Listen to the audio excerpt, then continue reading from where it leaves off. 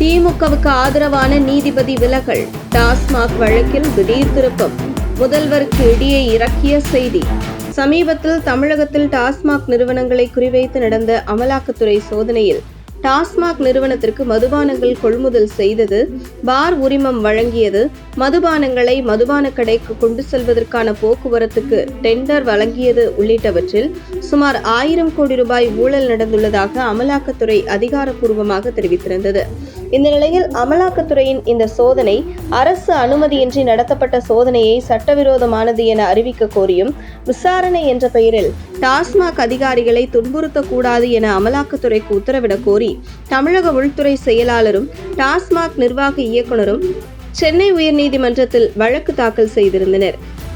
இந்த வழக்கை விசாரித்த நீதிபதிகள் MS ரமேஷ், N செந்தில்குமார் அமர்வு, அமலாக்கத்துறையால் பெண்கள் உட்பட டாஸ்மாக் ஊழியர்கள் ஏன் சிறைபிடிக்கப்பட்டார்கள், எதற்காக இரவு நேரத்தில் சோதனை நடத்தப்பட்டது, சோதனை நடத்தும் போது CCTV காட்சிகள் பதிவு செய்யப்பட்டதா என பல கேள்விகளை எழுப்பி மார்ச் 25 அமலாக்கத்துறை பதிலளிக்கவும், அதுவரை அமலாக்கத்துறை இந்த வழக்கில் மேற்கொண்டு எந்தவித நடவடிக்கையும் எடுக்கக்கூடாது என்று உத்தரவிட்டனர்.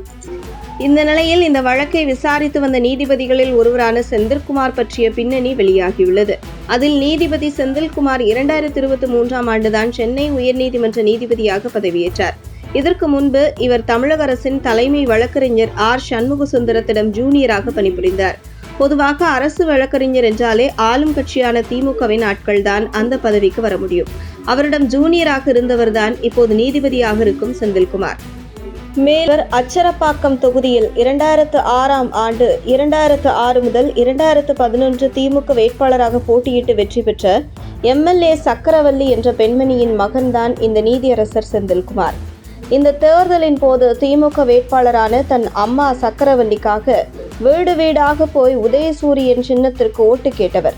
திமுகவின் கொடி கட்டிய காரில் வலம் வந்து திமுகவிற்காக பிரச்சாரம் செய்தவர்.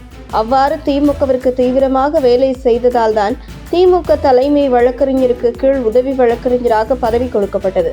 அப்படிப்பட்ட செந்தில்குமார் என்பவர்தான் இப்போது சென்னை உயர்நீதிமன்றத்தின் நீதியரசராக பதவி வகிக்கிறார். இப்படி திமுகவின் பின்புலத்தில் இருந்து வந்த நீதிபதியான செந்தில்குமார் இப்போதைய திமுக அரசின் ஊழல் வழக்கான டாஸ்மாக் வழக்கை எப்படி நேர்மையான முறையில் விசாரித்து தீர்ப்பளிக்க முடியும்? உண்மையில் அவர் நேர்மையானவர் என்றால் இந்த வழக்கு திமுக அரசாங்கத்தின் வழக்கு. இப்படிப்பட்ட வழக்கை நான் விசாரிக்க விரும்பவில்லை. உண்மையில் நான் நேர்மையாக இருந்தாலும் என் மீது களங்கம் கற்பிக்க வாய்ப்பிருக்கிறது. ஆகையால் இவ்வழக்கில் இருந்து விலகிக் கொள்கிறேன் என்று கூறி தார்மீக அடிப்படையில் அவராக வெளியேறி இருக்க வேண்டும். ஆனால் அவர் அப்படி செய்யவில்லை. மாறாக அந்த பதவியில் இருந்து கொண்டு திமுகவிற்கு சாதகமான ஒரு தீர்ப்பை கொடுத்திருக்கிறார் என கடுமையாக பலரும் விமர்சித்து வந்த நிலையில் இந்த வழக்கு விசாரணையிலிருந்து விலகுவதாக நீதிபதிகள் MS ரமேஷ், N செந்தில்குமார் அமர்வு அறிவித்துள்ளது. திமுக தலைமை குடும்பத்திற்கு இடியை இறக்கியது போன்று செய்தியாக அமைந்துள்ளது. உங்கள் தின சேவல்.